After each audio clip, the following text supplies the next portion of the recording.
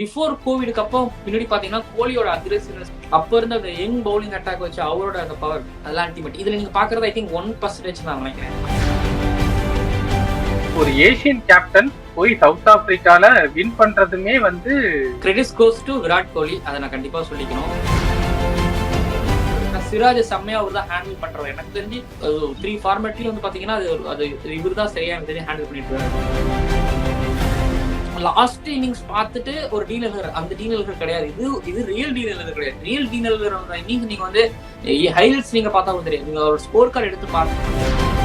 Test எல்லாரும் one day மாதிரி விளையாடுறாங்க. பவுலர்ஸ் நல்லா போடுறாங்கிற மாதிரி நான் அந்த இடத்துல பாக்குறேன். பவுலர்ஸோட எஃபர்ட்ஸ் நம்ம கொஞ்சம் கொடுத்துறோம் அந்த இடத்துல.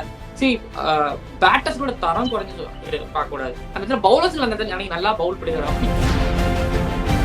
கிரிட்டிசைஸ் பண்றவங்க கிரிக்கெட் பாக்குறாங்களாங்கிறது மாதிரி எனக்கு டவுட். பிளஸ் அவங்களுக்கு ஏதாவது இம்ப்ரெஷன் வேணும், இல்ல அவங்களுக்கு ஏதாவது வியூஸ் வேணும், இல்ல அவங்களுக்கு ஏதாவது பேரு புகழ் வேணும் அப்படின்னா தான் அதை பண்ணுவாங்க.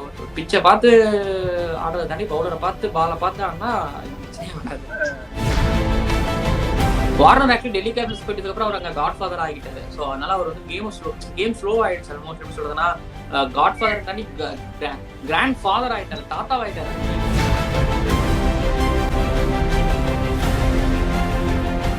Welcome to cricket only. நான் உங்கள் ஈஸ்வர். இப்போ நீங்க மேட்ச் பார்த்துருப்பீங்க, சவுத் ஆப்பிரிக்கா இந்தியா டூர் பார்த்துருப்பீங்க. கண்டிப்பா அந்த 2 மேட்ச் பத்தி நிறைய பேசியிருப்பீங்க. நீங்க ஃபர்ஸ்ட் மேட்ச்ல என்ன தப்பு பண்ணாங்க, அதை செகண்ட் மேட்ச்ல என்ன கரெக்ட் பண்ணாங்கன்னு நீங்க நினைக்கிறீங்க? ஆக்சுவலி ஃபர்ஸ்ட் மேட்ச்ல செகண்ட் மேட்ச்ல உங்களுக்கு தெரியும் பவுலிங், ஓகேங்களா?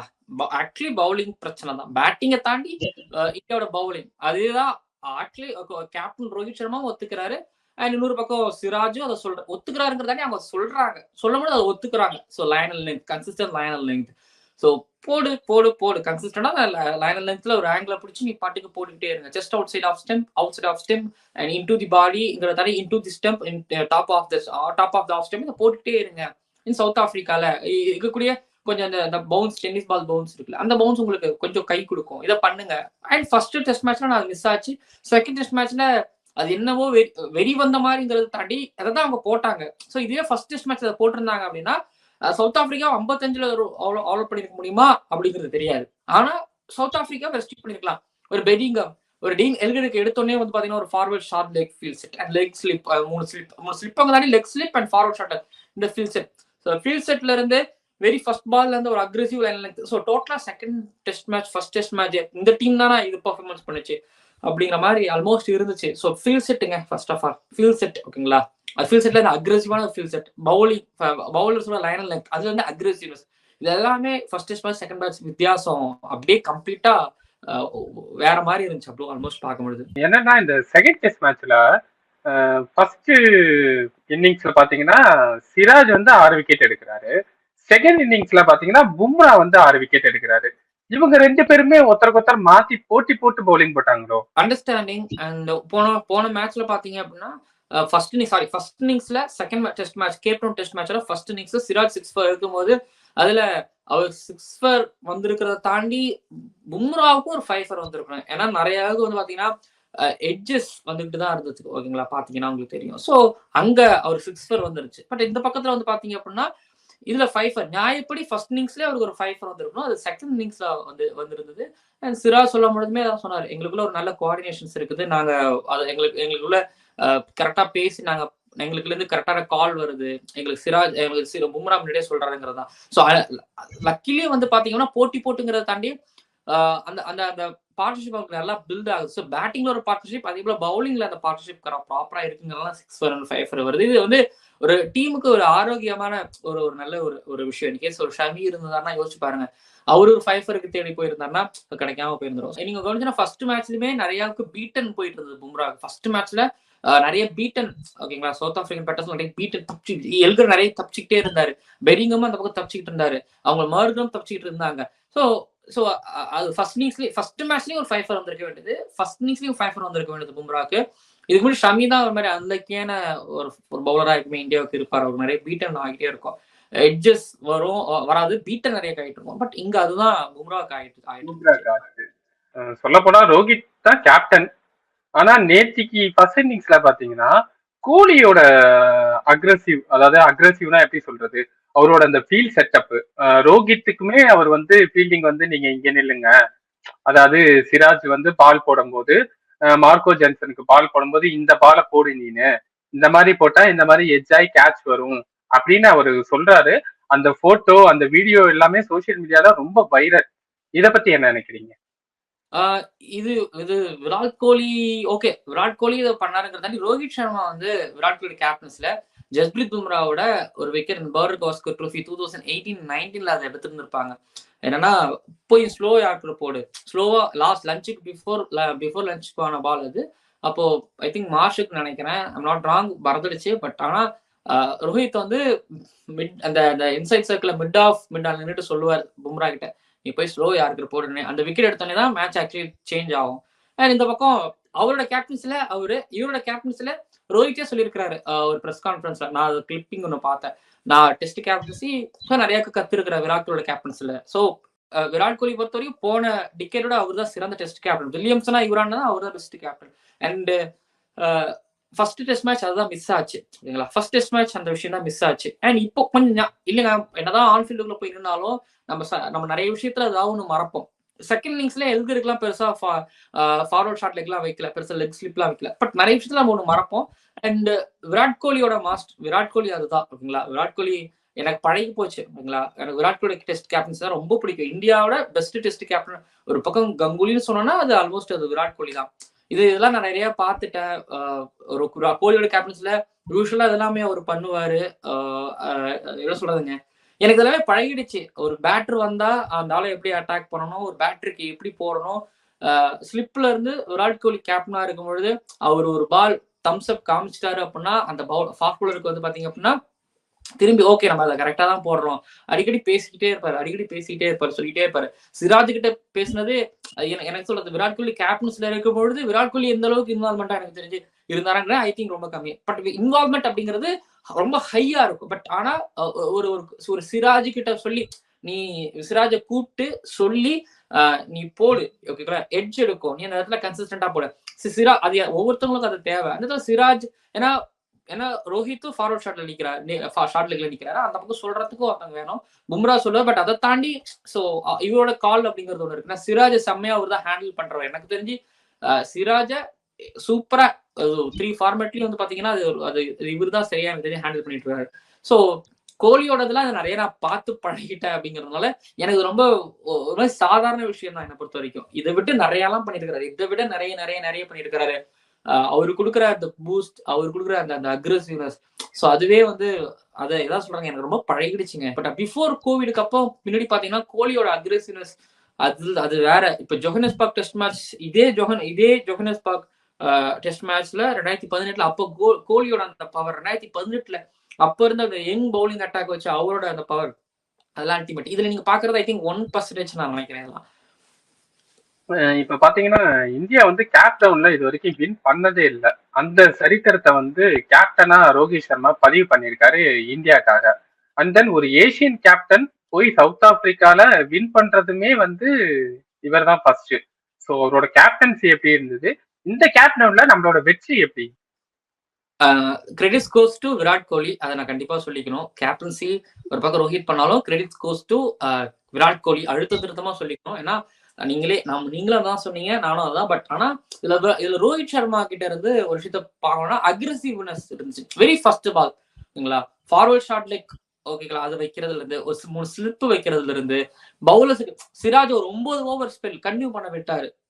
அதுதான் 9 ஓவர் கன்டினியூ பண்ண விட்டாரு சிராஜ். கன்டினியூ பண்ண வச்சுட்டு திரும்பி செகண்ட் இன்னிங்ஸ்ல பிரசித் கிருஷ்ணா அடி வாங்கினோடனே பிரசித் கிருஷ்ணா இல்ல கன்டினியூ பண்ணட்டும் அப்படின்னு இல்லாம பிரசித் கிருஷ்ணா கட் பண்ணுது. மேட்சுக்கு முன்னாடி பாத்தீங்கன்னா பிரசித் கிருஷ்ணாவுக்கு சப்போர்ட் பண்ணி பேசி இல்ல பிரசித் கிருஷ்ணா நல்லா வருவாரு, திரும்பி பிரசித் கிருஷ்ணாவுக்கு ஒரு நம்பிக்கை கொடுத்தது. பிளஸ் முகேஷ் குமார் 4 ஃபாஸ்ட் பவுலருங்க, சூப்பரான விஷயம். 4 fast bowler.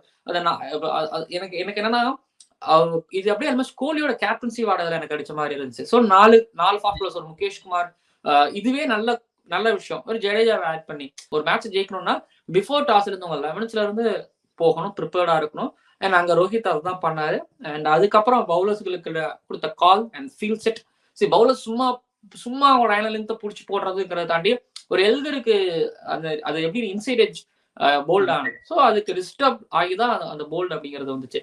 So so actually Rohit சர்மாவோட கேப்டன்சி அல்டிமேட்லி நல்லா இருந்துச்சு டெஸ்ட் மேட்ச்ல. ஆனால் கேப்டன் அந்த ஒரு விக்டரி கூட நான் சொன்ன மாதிரி ஆரம்பத்தில் சொன்ன மாதிரி கிரெடிட்ஸ் கோஸ் டு கண்டிப்பா கோலிக்கு நம்ம கொடுக்கலாம் கண்டிப்பா.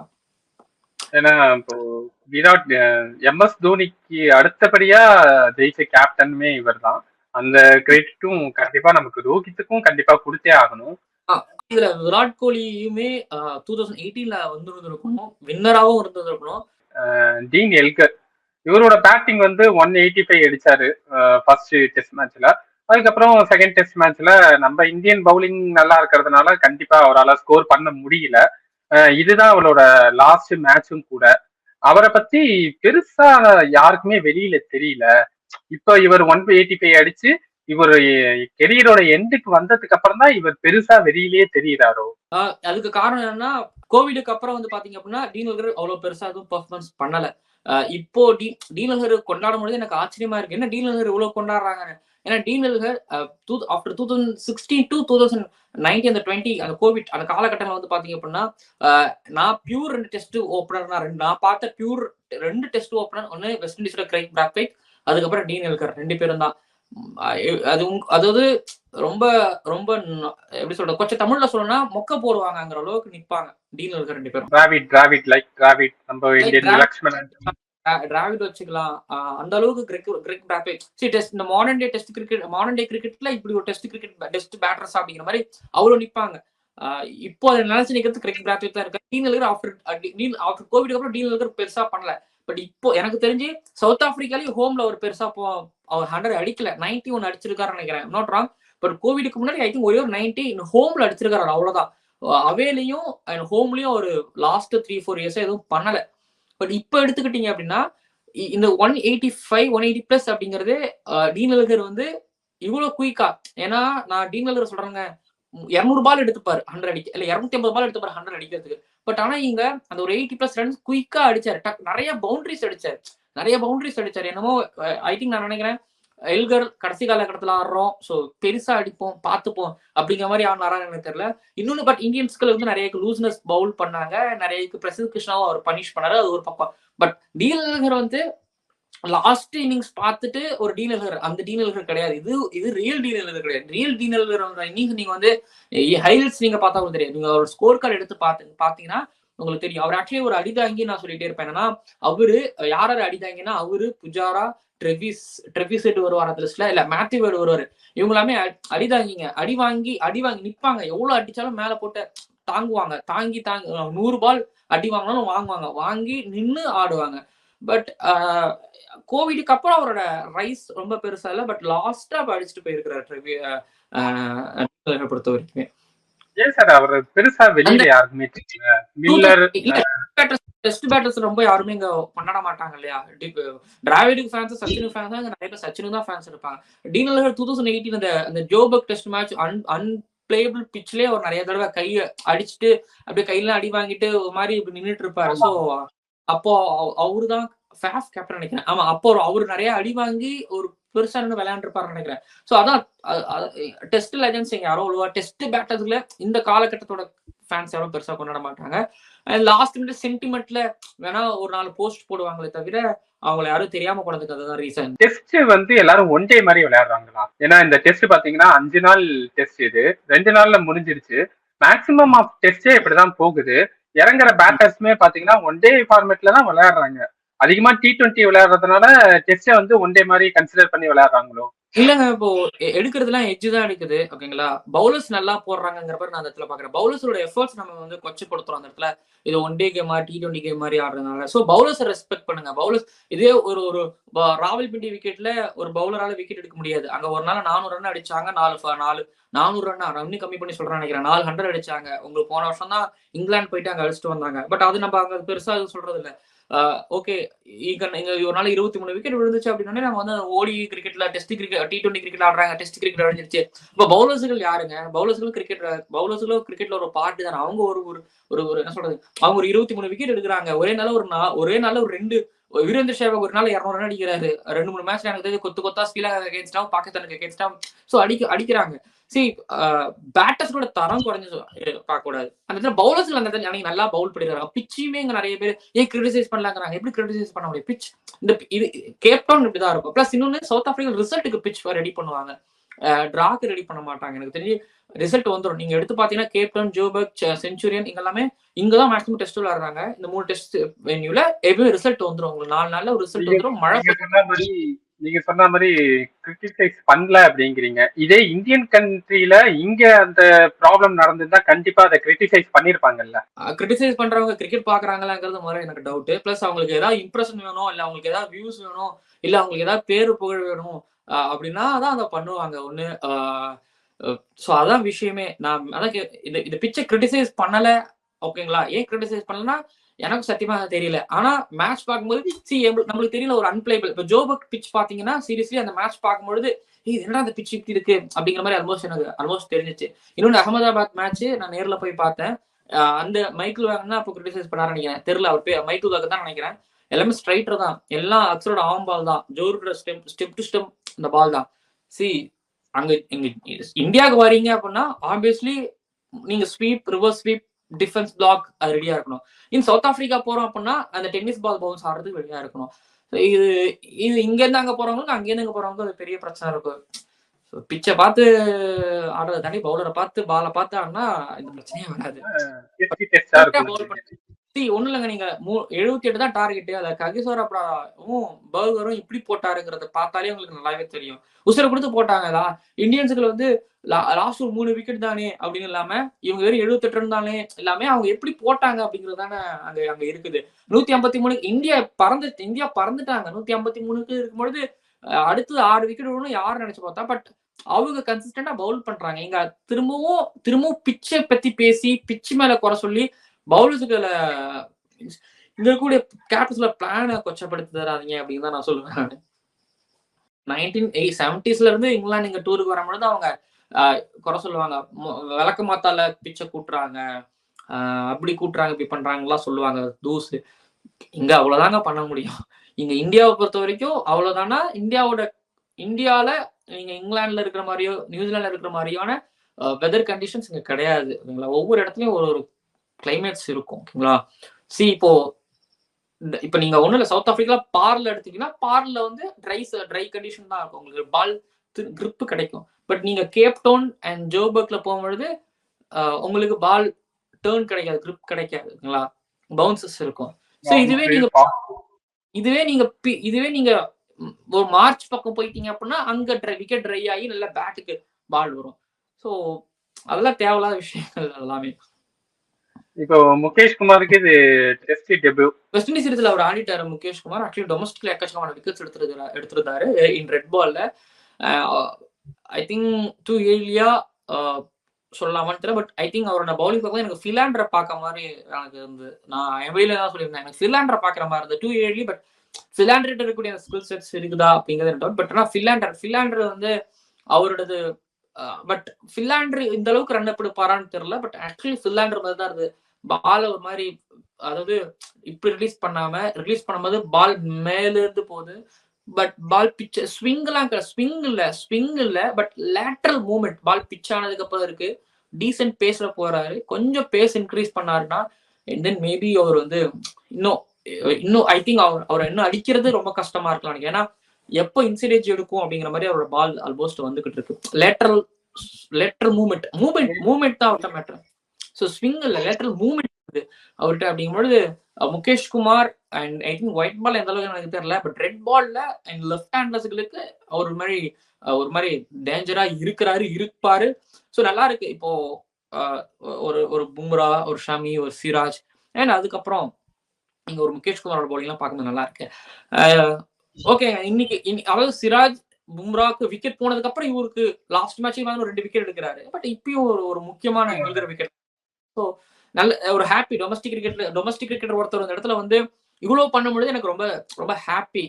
நான் முகேஷ் குமாரோட பவுலிங் வந்து நான் நம்பர்ஸ் பார்த்துருக்கிறேன். முகேஷ் குமாரோட நம்பர்ஸ் பார்த்துருக்கிறேன். அவரை பத்தி கேள்விப்பட்டிருக்கிறேன். விவிஎஸ் லட்சுமி ஒரு வேலை பெரிய நம்பிக்கை வச்சிருக்காருன்னு கேள்விப்பட்டிருக்கிறேன். பட் ஆனா அவர் வந்து பவுலிங் போடும்பொழுது அவரோட பவுலிங் எனக்கு என்னமோ ஒண்ணு இருக்குது, என்ன இருக்கு ரொம்ப கவனிக்கும் பொழுது எனக்கு இந்த விஷயங்கள்லாம் இருந்துச்சு. ஸோ கொஞ்சம் பேஸ் மேபி இன்க்ரீஸ் பண்ணாருன்னா ஒரு மாதிரி நல்ல இடத்துக்கு வரலாம். ரத்தீஷ் கிருஷ்ணாவோட பவுலிங் எப்படி சார் இருந்துச்சு? இது கொடுத்த வாய்ப்பை பயன்படுத்திக்கலையோ சரியா? ரோஹித் சொன்னாதான் ஃபர்ஸ்ட் டெஸ்ட் மேட்ச் அந்த நர்வஸ் இருக்கலாம். ஓகே ஓகே டூ ஹார்ஷாவும் நம்ம சொல்லிடக்கூடாது. But first test match and Prasidh Krishna ஒரு ஃபர்ஸ்ட் ஸ்பெல்ல ஃபர்ஸ்ட் ஓவர்ல சரி ஓகே ஃபர்ஸ்ட் டேல அண்ட் அதுக்கப்புறம் ஓகேங்களா ஒரு கம்பேக். ஸோ அது அந்த கம்பேக் அவர்கிட்ட இல்லவுமே இல்லை. பட் எனக்கு தெரிஞ்சு செகண்ட் டெஸ்ட் மேட்ச்ல ஒரு ஓவர் நல்லா போட்ட மாதிரி இருந்தா, திரும்பி அதுக்கப்புறம் ஒரு ஓவர் போட்ட மாதிரி எனக்கு தெரிஞ்சு. தவிர பிரசித் கிருஷ்ணாவோட பவுலிங் அந்த லைன் லெங்த் அவர் வந்தாலே தெரிஞ்சிட்டாங்க ஒரு வீக்கஸ்ட் அடிக்கிறாங்கன்னா மேபி எப்படி சொல்றேன்னா ஒரு வீக்கஸ்ட் மனநிலையில ஒரு வீக்கான ஒரு பவுலரா லைனல் லெங்க்ங்கிறதாங்க மனநிலையில ஓகேங்களா அவர் வீக்கா ஆல்ரெடி வீக் அடைய வச்சுட்டாங்க. சரி ஒரு பவுலர் அடிச்சுட்டாங்கனாலே அவர் வீக் ஆல்மோஸ்ட் வீக் ஆயிடும். சில பேர் பவுன்ஸ் பேக் ஆகி வருவாங்க. பட் ஆனா திரும்ப அவர் அடிக்கும்போது அவர் ஆல்மோஸ்ட் வீக்கா ஆகிட்டாரு. அண்ட் பேஸ் அவருக்கு எப்படி சொல்றதுன்னா அவரால அந்த பிச் மேபி ஐ திங்க் எனக்கு தெரிஞ்சு ரீட் பண்ண முடியலன்னு தெரியல. பட் ஆனா பவுன்ஸ் பேக் ஆகி வருவார். நானும் ரொம்ப அதிகமா எதிர்பார்த்தேன் அவரோட டால் பிளஸ் அவர் ஹெல்த் டெக் போடுவாரு அப்படிங்கிற மாதிரி எதிர்பார்த்தேன். பட் ஃபர்ஸ்ட் டெஸ்ட் மேட்ச் ரொம்ப ஏமாத்துறேன். இப்போ செகண்ட் டெஸ்ட் மேட்ச்ல மார்கம் ஒரு 6 ஒன்று அடிச்சாரு. அங்கேயும் அடிச்சாங்க இங்கேயும் அடிச்சாங்க. பெடிங்கம் அங்க அடிச்சாரு, இங்க மார்கம் 2 6 ஒன்று அடிச்சாரு. செஞ்சுரிலையும் கேப் டவுன்லயும் அடிச்சாங்க. ஸோ ஓகே ரொம்ப டிசப்பாயின்மெண்ட் தான். பட் ஃபர்ஸ்ட் டெஸ்ட் சீரிஸ் பார்ப்போம். அகைன் அவர்லாம் நல்லா போட ஆரம்பிச்சுன்னா இங்கே ரொம்ப நல்ல ஹெல்த்தியான ஒரு ஃபாஸ்ட் பவுலிங் அட்டாக் இருக்கும். நம்பலாம். ஹர்ஷ்தீப் சிங்கை எடுத்திருக்கலாமோ? ஒரு லெஃப்ட் ஆர்ம் சீமர் நல்ல பேஸ் இருக்கு அவர்கிட்ட, பால்ஸ் நல்ல வெரைட்டியும் இருக்கு. இந்த மாதிரி பிச் கண்டிஷனுக்கு ஹர்ஷ்தீப் சிங்கை எடுத்திருக்கலாமோ? கவாஸ்கர் கூட சொல்லியிருக்காரு. ஹர்ஷ்தீப் சிங் ஆக்சுவலி கவுண்டி ஆடுறாரு. பட் பேஸ் பிளஸ் கண்ட்ரோல் அப்படிங்கிறது ஒண்ணு இருக்குது. கவுண்டில கூட ஐ திங்க் 5+ எடுத்திருந்தாருன்னு நினைக்கிறேன். ஒயிட் பாலின்னு அவருக்கு கண்ட்ரோல் இல்லை, எக்கச்சக்கமா நோ பால்ஸ் போட்டு இருக்காரு அப்படிங்கிறதும் ஒண்ணு இருக்குது. பிளஸ் இன்னொன்னு ஹர்ஷ்தீப் சிங்கை எல்லா ஃபார்மேட்லயும் பயன்படுத்துறது அப்படிங்கிறது அது எந்த அளவுக்கு சரியா இருக்குன்னு தெரியல. இன்ஜுரி இன்கேஸ் வந்துருச்சுன்னா ஸோ சேஃப்டி பண்ணணும். இப்போ T20 வேர்ல்டு கப்பும் வருது அப்படிங்கிறனால மேபி இருக்கலாம் அப்படின்னு நினைக்கிறேன். பட் எனக்கு ஹர்ஷ்தீப் சிங் எனக்கு அந்த லெஃப்ட் ஆர்ம் ஃபாஸ்ட் பவுலர்ங்கிறது எனக்கு பெருசா மேபி தெரியல.